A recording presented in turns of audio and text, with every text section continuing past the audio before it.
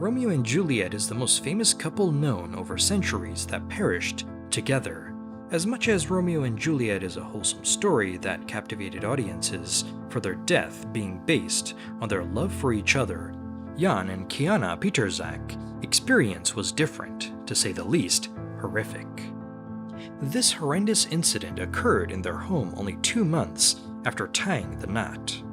I do not imagine anything being scarier than witnessing your partner being tortured gruesomely before being shot and killed.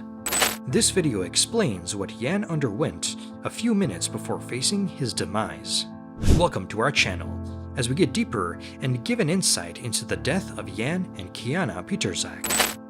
Janek Pavel Pietrzak, alias Jan as he was called by his friends, was born March 13, 1984 to Henryka Pietrzak Varga. His mother named him after Pope John Paul II. They lived in Bywala in Poland till he was 10. In 1994, they emigrated to the United States where they lived in Brooklyn, New York, in a neighborhood known as Bensonhurst neighborhood. Growing up, he always wanted to give back to his adopted country. This drove him to join the Marines, where he trained as a helicopter mechanic, garnering the title Sergeant. His colleagues called him Sergeant P or simply P. Quiana was a beautiful and ambitious young woman. She was born to Roy and Glenda Faye Jenkins on the 16th of February 1986. She grew up in her hometown in Southern California before she proceeded to San Diego State University to pursue her master's degree in public health and graduated in 2005. Her dream had always been to be a doctor. She proceeded to work for the country's lack of healthcare program. In 2005, Jan was deployed to Iraq. He met Quiana at a party for Marines deployed to Iraq. Jan and Quiana were introduced to each other by a mutual friend who attended San Diego State.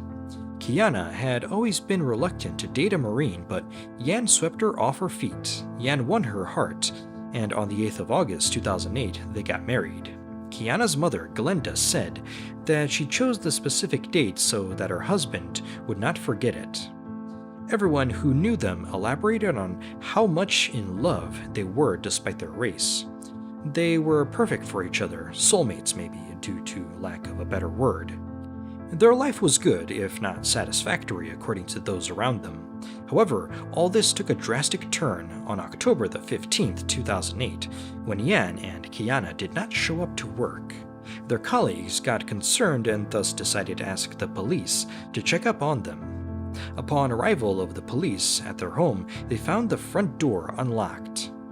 The police on site immediately called for backup before proceeding inside their home. Upon entering, the first thing he noticed was a purse, in which its contents had been dumped on the floor. The house also had a strong smell of gasoline and natural gas. In the living room lay the dead bodies of Jan and Quiana. Besides Quiana's body was a vibrator and a red candle. This indicated that she may have been sexually assaulted before she was killed. Jan's body also showed signs of severe beatings. They had clearly both been tortured before they were shot.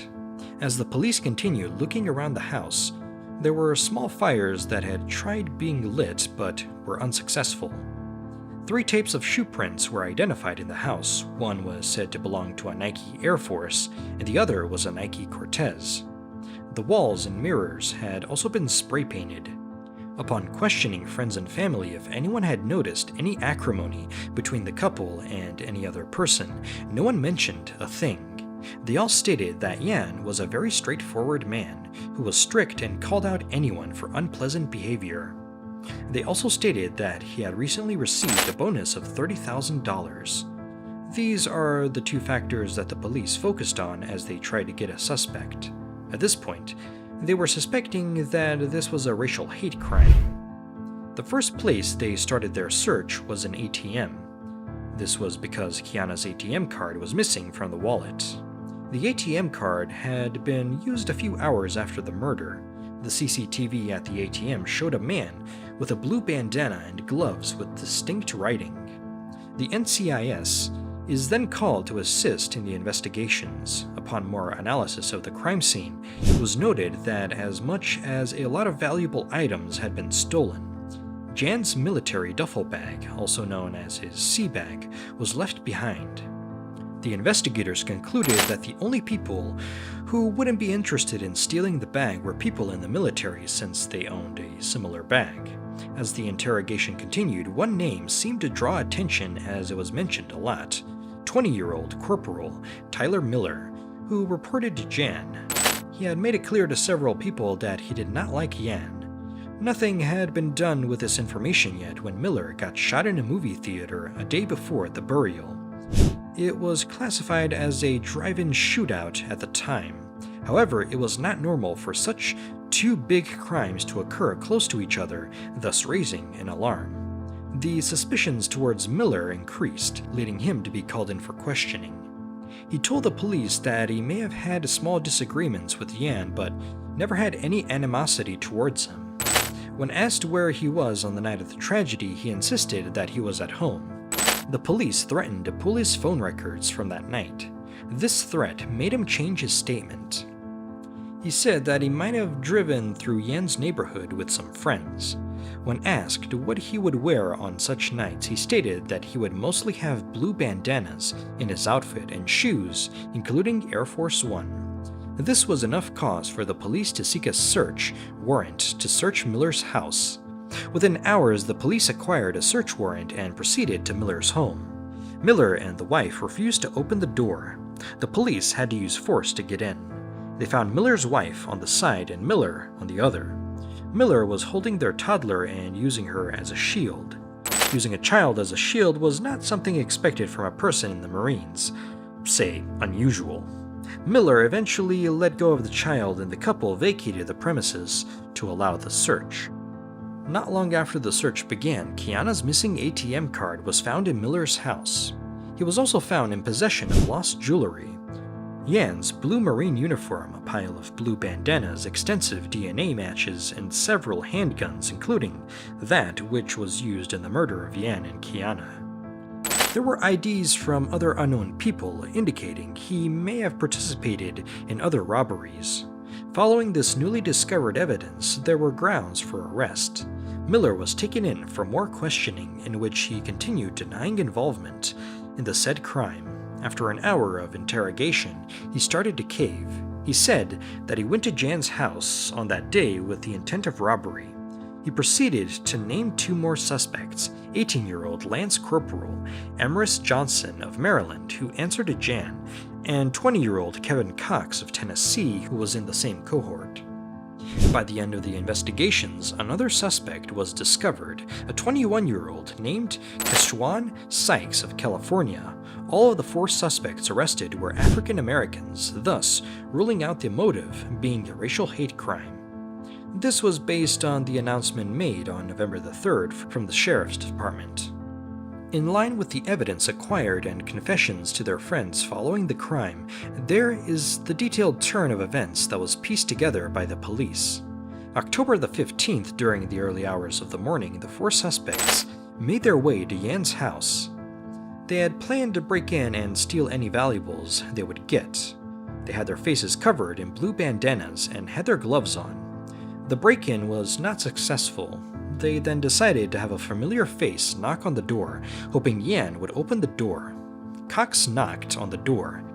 Jan opened the door holding a knife in hand. There was an exchange of words before all four men rushed Jan at gunpoint. They then bound the couple and ransacked the house in search of money and any other valuables. When they didn't find what they expected would be in the home, they tortured Quiana to give them the PIN to her ATM card.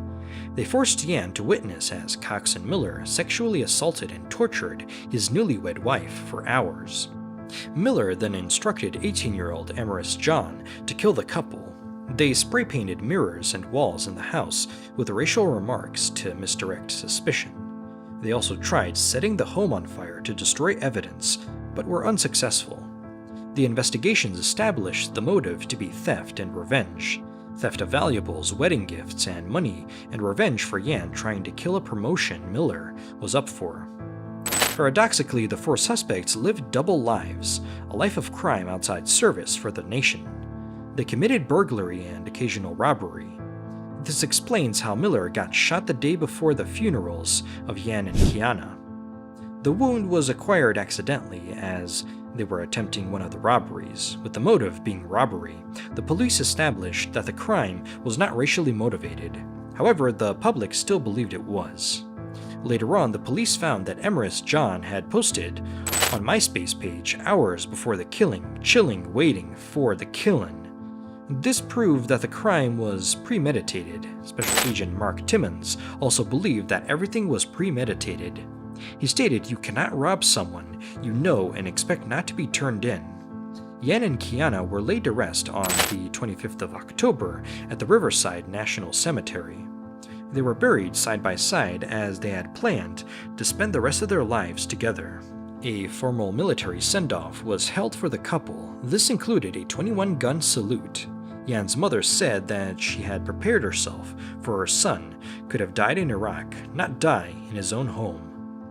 The accused were charged in early November. All of them pleaded not guilty. They had all been dishonorably discharged from the Marine. The suspicion of the murder being a racially motivated crime was still mentioned in court due to the spray painting. The attorney in the prosecution stated in his open speech that being that all four suspects were part of the Marines, they displayed abuse of power and skills. Skills such as gun control were to be used in defending the citizens of the country. However, they went ahead and used these skills to torture and kill the same people they pledged to protect.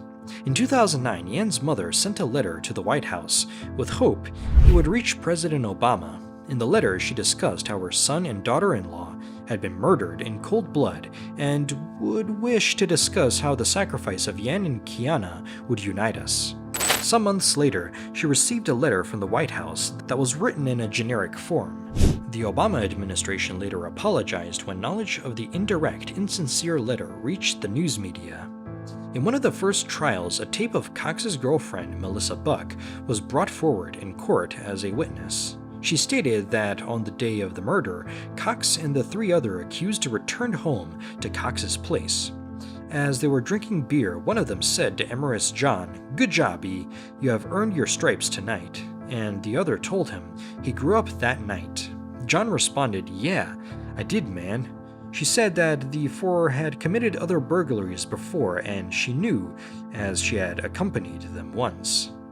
In June 2009, Justin Weisinger, Miller's friend, testified that a few days after the crime, Miller had confided in him details of the crime. He confided in him because he trusted Justin, being they had committed burglary and home invasions several times before. In August, the Riverside County Superior Court judge demanded the four defendants be tried for the death of Jan and Quiana Pietrzak. The trial was suspended in 2011 due to Keshawn Sykes urinating on himself during the hearing. The judge ordered a psychological evaluation for Sykes. The jury returned with a mentally fit verdict. The judge ordered the resumption of the proceedings against Sykes and his co-accused. The hearings continued in 2013. Three of the defendants went on trial for murder and related charges on April the 8th. These were Cox, Miller, and John. Two separate juries would be on the case, one for Cox while the other for Miller and John. Sykes was tried separately as three juries could not fit in the hall. Cox and John were found guilty on two charges of first-degree murder on June the 5th, 2013. Miller was found guilty on 2 counts of first-degree murder and sexual penetration with a foreign object. On June the 20th, 2013, a jury found Tyrone Miller and Emerus John guilty of capital murder, while a different jury found Cox guilty of life in prison without the possibility of release.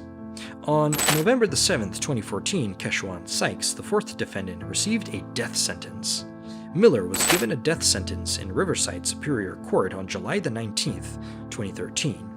John was sentenced on August the 16th, 2013, along with Cox.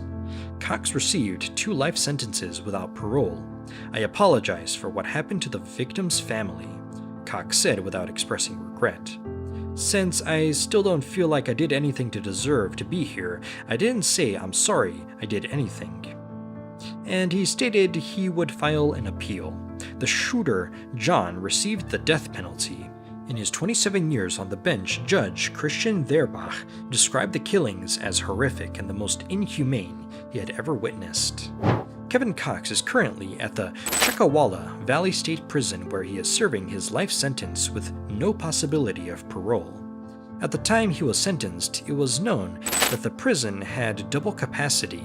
It had been designed to house 1,700 inmates, but had a capacity of 4,200. It is still overpopulated with a 125% population as of 2022. Such an uncomfortable place to be at. Amaris John Keshwan Sykes and Tyrone Miller were sentenced at the California San Quentin State Prison. This is the only male prison in the state that houses death row inmates. It is also the biggest death row prison in the United States. All executions in the state of California are done here for both males and females. Females are transported there by bus on their execution day. Since 1996, all executions have been carried out by lethal injection. In 2019, the governor of California ordered a moratorium on the death penalty in California. This means that the three cannot be executed together with the other inmates. Nothing has been heard of the killers since they got behind bars. All that's left is people still talking about it on their socials and engaging in discussion around this crime.